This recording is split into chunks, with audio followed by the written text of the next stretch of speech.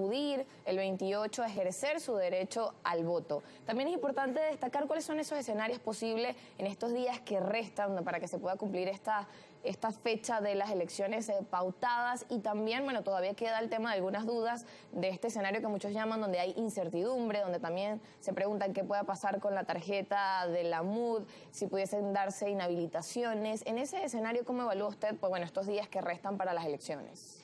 Bueno, sí, ahí se han generado matrices de opinión donde hay incertidumbre precisamente con temas muy controversiales, como el tema de si hay una decisión del TCJ sobre la tarjeta de la MUC, o por supuesto eso implicaría directamente una afectación de la candidatura de Edmundo González Urrutia. Todo esto son, repito, son escenarios que se generan precisamente para generar, valga la redundancia, incertidumbre. Y eso sería de verdad que un alto costo político para el gobierno, para quienes están en el poder, tratar de hacer, cuando ya las elecciones, repito, estamos a escasos 42 días de las elecciones, que cualquier situación sobrevenida altere lo que es la paz de un proceso electoral, altere lo que es la posibilidad de cambio, porque como lo decíamos al principio de la entrevista, todas las encuestas reflejan la inclinación de y favorecer una candidatura. Eliminar esa candidatura y llegar al peor escenario que puede haber, bueno, iremos entonces a un estilo Nicaragua, que no tengamos oposición, y eso, repito, es un alto costo político para el gobierno nacional. Nosotros creemos que va a seguir el proceso, que va a comenzar la campaña electoral formal, que el radicalismo de lado y lado debe apartarse, debe generarse lo que es el camino y el trayecto hacia el 28 de julio en paz, sin alteración del orden público, sin ningún juego oculto, sino más bien buscando que lleguemos a el proceso como tal, y posterior al proceso sigamos construyendo también todo lo que significa tener posiblemente un candidato, un presidente electo y un presidente en ejercicio. Eso va a ser un lapso de tiempo donde, por supuesto, es conveniente para construir precisamente lo que decimos, bueno, lo que va a ser la entrega en el poder y lo que va a ser la transformación del país a partir del 10 de enero del 2025. Entonces, transcurrir todo ese espacio, llevarlo en sana paz, es lo que esperamos y aspiramos todos los venezolanos. La mayoría de los venezolanos no quiere más confrontación, la mayoría de los venezolanos quiere que se les resuelvan sus problemas. El día a día de los venezolanos, quienes hoy están confrontando el tema de los salarios, el tema de los servicios públicos, lo que buscan los temas que le interesan a los ciudadanos. Los temas que le interesan y lo que viven a diario. Entonces, están cansados de la confrontación, confrontaciones que solamente han sido justificativos para quienes están en el poder por más de 25 años, puedan justificar, repito, su ineficacia y su ineficiencia en lo que es ser un servidor público a favor del pueblo venezolano.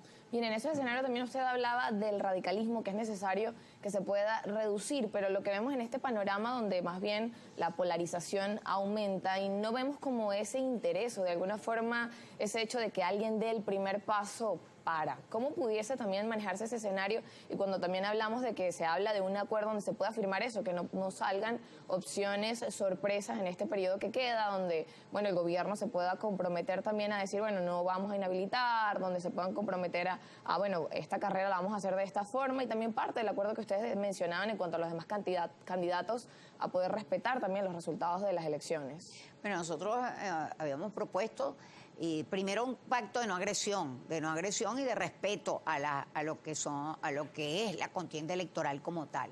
Y hablamos de un acuerdo que sea pre y postelectoral. Y precisamente por una situación, Venezuela no está en una situación normal. Venezuela además tiene 25 años con un solo factor en el poder. No ha existido la alternabilidad, la pluralidad en lo que significa el ejercicio del poder en el país. Entonces, por lo tanto, un acuerdo que estuvieran todos los factores, hablamos del CNE como proponente, pero no un acuerdo como lo que ha estado acostumbrado el gobierno, de llevar a los actores políticos para la foto, no es un acuerdo para la foto, tiene que ser un acuerdo que se respete, que se ponga en práctica, un acuerdo que dé garantías para los ganadores y para los perdedores, que entiendan quienes están en el poder que quienes van a llegar al poder no van a gobernar como han gobernado ellos, persiguiendo, obstaculizando las vías democráticas, tratando de no respetar lo que son las reglas de juego. Entonces, esas garantías deben estar establecidas y deben respetarse, repito, garantías para todos los actores. Eso es parte de lo que propusimos y creo que puede ser garantías electorales como, por ejemplo, rectificar la presencia de la Unión Europea como observador electoral en el proceso del 28 de julio. Pero que todavía está la posibilidad de que está la posibilidad de que se rectifique por parte del ente rector en materia electoral. Entonces, ese tiene que ser el tipo de acuerdo que deben y que pueden suscribir todas las opciones, repito, todas las opciones que están en la contienda política de este 28 de julio. Bien, además de ese escenario, como usted decía, es importante mencionar que no sea solo un acuerdo para la foto. También hay dirigentes de oposición que han mencionado que ese acuerdo podría ser eso, solo un tema de propaganda política. Lo decía, por ejemplo, el fin de semana Enrique Capriles, que decía estos acuerdos que están pidiendo que se firme, que lo pide el gobierno, que lo piden también dirigentes de la oposición, podría prestarse para eso, para una propaganda política.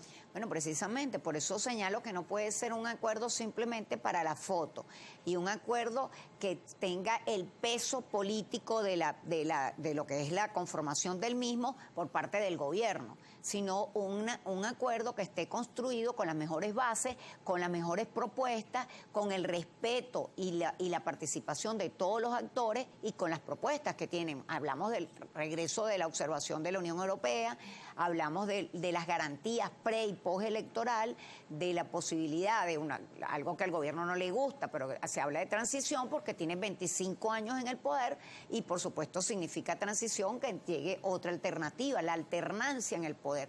Cosas como esas deben estar establecidas y deben respetarse.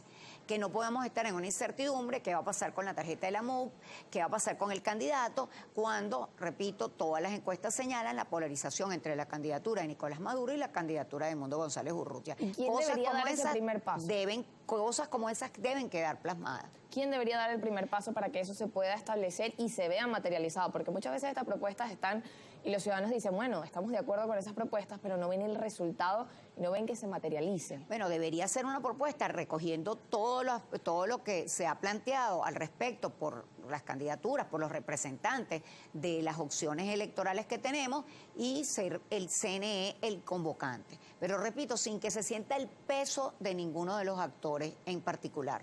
No se puede sentir el peso del gobierno ni el peso tampoco de la oposición, sino algo que sea neutral. El CNE es el ente rector del proceso electoral y debería ser el convocante, que un acuerdo que recoja toda esta incertidumbre, que recoja todas las posibilidades, todos los escenarios que puedan desarrollarse y que lo suscriban y lo cumplan quienes suscriben el acuerdo. Bien, y también cómo influyen en este escenario con el Consejo Nacional Electoral, por ejemplo, las declaraciones y denuncias que veíamos del rector principal del Pino, hablando de la dinámica, con algunas inconformidades en cuanto a cómo se realizaban estas sesiones, donde no se convocaba a todos. También cómo esos escenarios influyen en esto que hablábamos del tema de las elecciones y el tema también de cómo está llevando el electorado también el proceso. Bueno, las denuncias que hace el rector del Pino tienen que ver sobre todo con el funcionamiento interno del CNE. Antes teníamos rectores que declaraban permanentemente a la prensa. El rector del Pino, por prudencia, se mantuvo durante un tiempo tratando de resolver aguas adentro lo que significaba esas diferencias.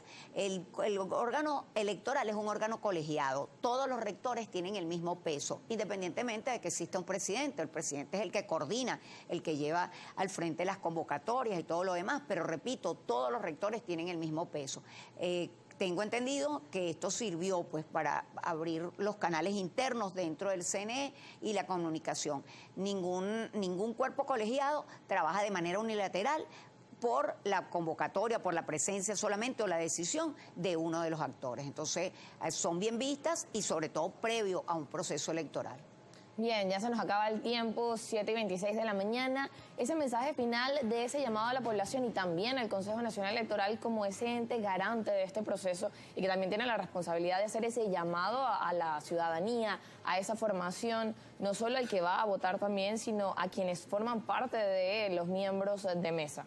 Bueno, del llamado, como dijimos, a todos los ciudadanos que se revisen, que vean en la página del CNE, usted mete su cédula y ve si es miembro de mesa y siga los pasos que le van a indicar para poder cumplir con lo que llaman el servicio electoral el día 28 de julio. Toda la construcción del padrón electoral por parte de los partidos políticos, de las organizaciones políticas y a los ciudadanos, por supuesto, también chequearse para ver en qué centro votan.